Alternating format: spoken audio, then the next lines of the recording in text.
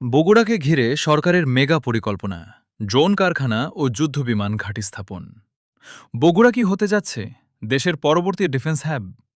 শুধু রাস্তাঘাট বা ব্রিজ নয়, এবার আকাশপথে সুরক্ষায় এবং প্রতিরক্ষা প্রযুক্তিতে বড় ধরনের মাইলফলক স্পর্শ করতে যাচ্ছে উত্তরবঙ্গ।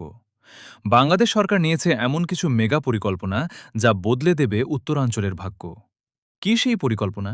কেন বগুড়াকেই বেছে নেওয়া হলো, জানাবো আজকের ভিডিওতে। সম্প্রতি সরকারের পক্ষ থেকে নিশ্চিত করা হয়েছে যে বগুড়ায় স্থাপিত হতে যাচ্ছে দেশের প্রথম ড্রোন উৎপাদন কারখানা। এটি সাধারণ কোনো কারখানা নয়, বরং তুরস্কের সাথে প্রযুক্তি হস্তান্তরের চুক্তির আওতায় এই ড্রোন তৈরি করা হবে।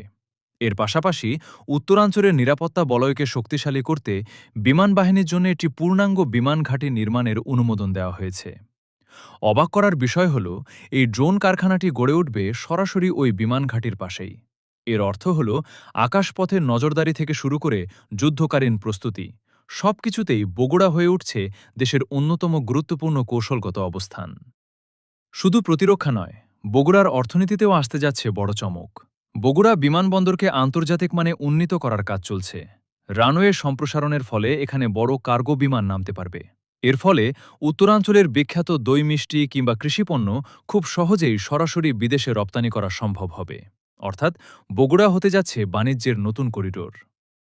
প্রতিরক্ষা সক্ষমতা এবং অর্থনৈতিক উন্নয়ন, এই দুইয়ের সমন্বয়ে বগুড়া নিয়ে সরকারের এই মেগা পরিকল্পনা বাস্তবায়িত হলে তা পুরো বাংলাদেশের অর্থনীতিতে নতুন গতির সঞ্চার করবে। আপনারা এই উদ্যোগকে কিভাবে দেখছেন? ড্রোন প্রযুক্তি কি আমাদের সামরিক শক্তিকে অন্য উচ্চতায় নিয়ে যাবে? কমেন্টে অবশ্যই আপনার মতামত জানান। ভিডিওটি ভালো লাগলে শেয়ার করতে ভুলবেন না।